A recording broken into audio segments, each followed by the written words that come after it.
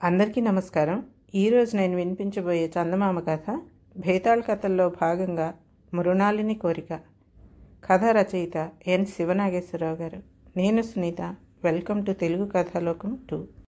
పట్టు వదలని విక్రమార్కుడు చెట్టు వద్దకు తిరిగి వెళ్ళి చెట్టుపై నుంచి శవాన్ని దించి భుజాన వేసుకుని ఎప్పటిలాగే మౌనంగా శ్మశానం కేసి నడవసాగాడు.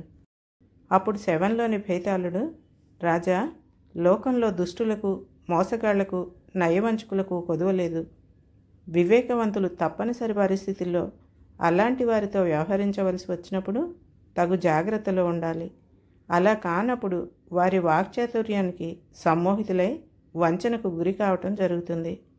ఇందుకు స్త్రీ పురుషులన్న భేదభావం ఏమీ లేదు.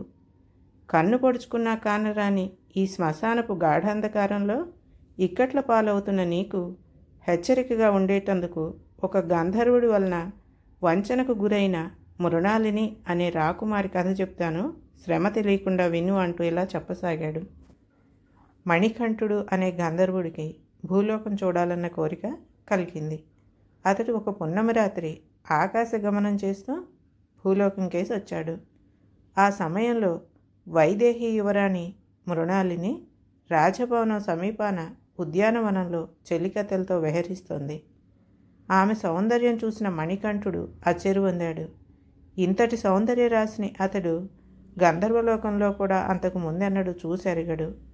మణికంఠుడు యువరాణితో మాట్లాడాలన్న కోరికతో ఆకాశం నుంచి ఉద్యానంలో దిగి ఆమె ఎదుటపడి, అద్భుత సౌందర్యరాశి, ఎవరు నువ్వు అంటూ ప్రశ్నించాడు. మృణాలిని అతనిని చూసి ఆశ్చర్యపోతూ, నేను వైదేహి యువరాణి మృణాలిని. చీమకు కూడా చొరబడలేనంత కట్టుదిట్టంగా ఉన్న ఈ ఉద్యానంలోకి మీరు ఎలా రాగలిగారు అన్నది. నేను మణికంఠుడనే గంధర్వుడను. గగనతలాన విహరిస్తూ నీ అందం చూసి ఇక్కడ దిగానన్నాడు మణికంఠుడు. ఆ జవాబుకు యువరాణి బెదురుగా దిక్కులు చూసి, మీరు త్వరగా ఇక్కడి నుంచి వెళ్ళండి, భటులు చూస్తే బంధించగలరు అన్నది.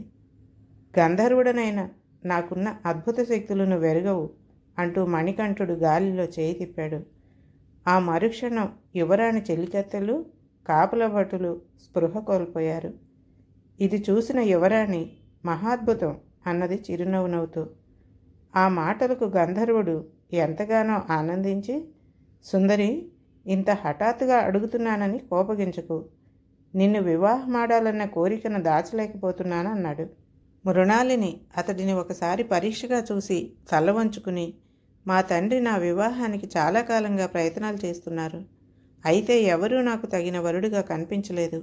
ఇప్పుడు మిమ్మల్ని ఎన్నుకుంటున్నాను. కానీ మన వివాహానికి ముందు మీరొక కష్టతరమైన కార్యం సాధించవలసి ఉంటుందన్నది.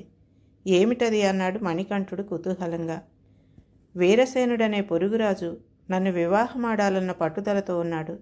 నాకు అతడంటే ఆవగింజ మాత్రం ఇష్టం కూడా లేదు. అతడు మా తండ్రి గారిపై యుద్ధ ప్రయత్నాల్లో ఉన్నాడు. మాకన్నా అతడి సైనిక బలం పెద్దది. మీరు అతన్ని ఓడించగలిగితే మిమ్మల్ని హృదయపూర్వకంగా వివాహమాడగలను అన్నది యువరాణి. అదెంత పని? నేను ఇప్పుడే మా లోకానికి పోయి రాజు చిత్రవర్ణుడికి సంగతి చెప్పి వస్తాను అంటూ మణికంఠుడు మాయమయ్యాడు. మణికంఠుడు ఒక భూలోక కాంతను వివాహమాడబోతున్నాడని తెలిసి గంధర్వరాజు చిత్రవర్ణుడు మండిపడ్డాడు. ఆయన అతడిని తీవ్రంగా శిక్షించాలని భావిస్తూ ఉండగా ఒక నిజం తెలిసింది. చిత్రవర్ణుడి కుమార్తె కాంతిమయి కూడా మణికంఠుడిని ప్రేమించింది. అతడిని వివాహమాడాలని కలలు కంటోంది. అప్పుడు చిత్రవర్ణుడు మణికంఠుడితో, గంధర్వులకు మానవులతో పొత్తు కుదరదు. నా కుమార్తె కోరికను తోసిపుచ్చకు అని హితవు నొసగాడు. అయితే మణికంఠుడు ఆయన హితవును కాదని, తను యువరాణి మృణాలినే వివాహమాడబోతున్నానని, అందుకు తిరుగులేదని పట్టుబట్టాడు. ఇందుకు చిత్రవర్ణుడు ఆగ్రహించి, అలా అయితే నీకు మరిక గంధర్వలోకంలో స్థానం లేదు. ఇక ముందు భూలోకంలోనే జీవించు. ఈ క్షణం నుంచి నీకు మంత్రశక్తులు పనిచేయవంటూ శపించాడు. మణికంఠుడు ఏమాత్రం బాధపడకుండా భూలోకం చేరి యువరాణి మృణాలిని చూడబోయాడు. ఆమె ద్వారా మణికంఠుడి వృత్తాంతం విన్న వైదేహిరాజు చంద్రకేతుడు అతడిని సాదరంగా ఆహ్వానించి జరిగిందంతా తెలుసుకున్నాడు. మణికంఠుడు గంధర్వరాజు చేత శాపగ్రస్తుడైనట్లు తెలుసుకున్న మృణాలిని, మరిక మీరు రాజు వీరసేనుణ్ణి ఎలా జయించగలరు అని ప్రశ్నించింది. నాకు మంత్రశక్తులు లేకపోయినా అపారమైన భుజబలం ఉంది. నిన్ను వివాహమాడేందుకు ప్రాణాలకు తెగించి పోరాడి ఆ వీరసేనుని యుద్ధభూమిలో మట్టుపెట్టగలనన్నాడు మణికంఠుడు పౌరుషంగా. ఆ తరువాత నెల తిరగకుండానే అతడు చంద్రకేతుడు సైన్యానికి నాయకత్వం వహించి పోయి రథం మీద ముందుండి రాజు వీరసేనుడి కోటను ముట్టడించాడు. వీరసేనుడు కూడా మహా పరాక్రమశాలి. అతడికి మణికంఠుడికి మధ్య తీవ్రమైన పోరు జరిగింది. సైనికులు తమ తమ నాయకులకు అండగా నిలిచి పోరాడసాగారు. ఆ సమయంలో వీరసేనుడు విసిరిన ఈట ఒకటి సూటిగా వచ్చి మణికంఠుడి తలను తాకపోయింది. అంతలో ఒక సైనికుడు మెరుపు వేగంతో ఎగిరి ఈటకు అడ్డుగా వచ్చాడు. ఈటె అతన్ని భుజాన్ని తాకింది. ఆ సైనికుడి కేసి చూసిన మణికంఠుడికి అతడిని ఎక్కడో చూసినట్లు అనిపించింది. మణికంఠుడు వీరావేశంతో రథంలోని విల్లంబులు అందుకుని వీరసేనుడి మీద బాణాల వర్షం కురిపించాడు. బాణాల్లో ఒకటి వీరసేనుడి గుండెలను బలంగా తాకింది. ఆ దెబ్బకు అతడు పెద్దగా అరిచి రథం నుంచి జారి క్రింద పడిపోయాడు. ఇది చూసిన అతడి సైనికులు భీతిల్లి చెల్లాచెదురుగా పారిపోయారు. మణికంఠుడు వెంటనే రథం దిగి తన ప్రాణాన్ని కాపాడిన సైనికుడి కోసం వెతుకుతూ బయలుదేరాడు. గాయపడిన సైనికులున్న ఒక శిబిరంలో అతను కనిపించాడు. అతడి శిరస్త్రాణం పక్కకు ఒరిగి ఉంది. చూస్తూనే ఆ వ్యక్తిని గుర్తించిన మణికంఠుడు నిశ్చేష్టుడయ్యాడు. గంధర్వరాజు కూతురు కాంతిమయి సైనికుడి వేషంలో వచ్చి తనను కాపాడిందని గ్రహించాడు. అతను వెంటనే సపర్యలు చేసి ఆమెకు స్పృహ తెప్పించాడు. కాంతిమయి కళ్ళు తెరుస్తూనే మణికంఠుడిని చూసి తలవాల్చుకుంది. మణికంఠుడు ఆమెను, ఇదేమిటి కాంతిమయి, నిన్ను కాదన్నవాడి కోసం ఇంతటి త్యాగం చేయటమా అన్నాడు జైరబోయిన గొంతుతో. అందుకామె, నువ్వు లేని లోకంలో ఉండలేక కనీసం నిన్ను చూసుకుంటూ అయినా బ్రతుకు సాగించవచ్చునని భూలోకం చేరాను. మంత్రశక్తులు లేని నువ్వు బలవంతుడైన వీరసేనుడితో యుద్ధానికి దిగినప్పుడు నీకేమైనా హాని జరగవచ్చునని నిన్ను వెన్నంటే ఉన్నాను.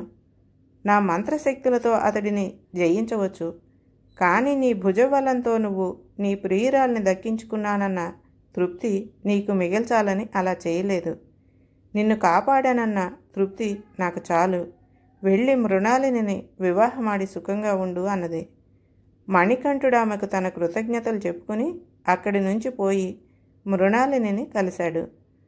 రాజు చంద్రకేతుడు వీరసేనుని ఓడించినందుకు అతడిని అభినందించాడు. మృణాలిని పరమానంద భరితురాలైపోయి అతడికి, ఇక మన వివాహం జరిగిపోయినట్లే. వివాహం అయ్యాక మీరు నాకు మరొక కోరిక తీర్చాలన్నది. ఏమిటా కోరిక అన్నాడు మణికంఠుడు. అదేమంత పెద్ద కోరికే కాదు. మీ భుజబలం, ధనుర్విద్య ప్రావీణ్యం సాటిలేనివి. మీరు ఇరుగు పొరుగు రాజ్యాలన్నింటినీ జయించి చక్రవర్తి కావాలి. అప్పుడే నేను మీ అందరి చేత మహారాజ్ఞిగా గౌరవ మన్ననలు పొందగలను అన్నది మృణాలిని. ఆ వెంటనే మణికంఠుడు తీవ్ర స్వరంతో, క్షమించు యువరాణి, నేను నిన్ను వివాహం ఆడలేనంటూ అక్కడి నుంచి వడివడిగా వెళ్ళిపోయాడు. బేతాళుడు ఈ కథ చెప్పి, రాజా, ఆఖరి క్షణంలో మణికంఠుడి ప్రవర్తన విడ్డూరంగా లేదు. ఉద్యానంలో చెలికత్తుల వెంట తిరుగుతున్న మృణాలిని ముందు మరో లోకం నుంచి వచ్చి ప్రత్యక్షమైన మణికంఠుడు తనకు తానుగా ఆమెను వివాహమాడకోరాడు కదా. అందుకోసం అతడు గంధర్వరాజు కుమార్తె ప్రేమను కూడా కాదన్నాడు. ఆ రాజు చేత శాపగ్రస్తుడు కూడా అయ్యాడు. మృణాలిని అద్భుత సౌందర్యరాశి, సుందరి అంటూ తన వాక్చాతుర్యం ప్రదర్శించి వివాహానికి అంగీకరింపజేశాడు. ఇంత జరిగాక తుది క్షణంలో నిన్ను వివాహం ఆడలేను అని తన దారిన తాను పోవటం వంచన కాదు. ఒకవేళ అతడు గంధర్వరాజు శాప కారణంగా తనకున్న మంత్రశక్తులతో పాటు వివేక ఇంగిత జ్ఞానాలను కూడా కోల్పోయి ఉంటాడా? ఈ సందేహాలకు సమాధానాలు తెలిసి కూడా చెప్పకపోయావో ఈ క్షణమే నీ తల పగిలిపోతుందన్నాడు. దానికి విక్రమార్కుడు, యువరాణి మృణాలిని కోసం మణికంఠుడు ఎంతో త్యాగం చేశాడు. ఆమెను వంచన చేయదలిచిన వాడైతే అంత గొప్ప త్యాగానికి పూనుకోడు. ఆమెను వివాహమాడేందుకు యుద్ధంలో తన ప్రాణాలను పణంగా పెట్టి తనను కాపాడిన కాంతిమయిని కూడా కాదన్నాడు.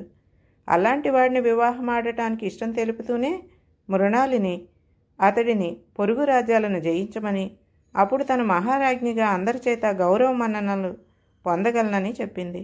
తనలోని మానవత్వానికి సంపూర్ణంగా తిలోదకాలు ఇచ్చినవాడు తప్ప కానివాడెవడు అకారణంగా పొరుగు రాజులపైకి యుద్ధానికి పోయి రక్తపాతం కలిగించి చక్రవర్తి కావాలని కోరడు.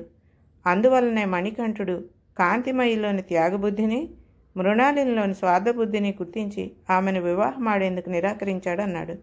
రాజుకి ఈ విధంగా మౌనభంగం కలగగానే భేతాళుడు శవంతో సహా మాయమై తిరిగి చెట్టెక్కాడు. కథ సమాప్తం. ఈ కథ కనుక నచ్చితే లైక్ చేయండి, సబ్స్క్రైబ్ చేయండి, షేర్ చేయండి.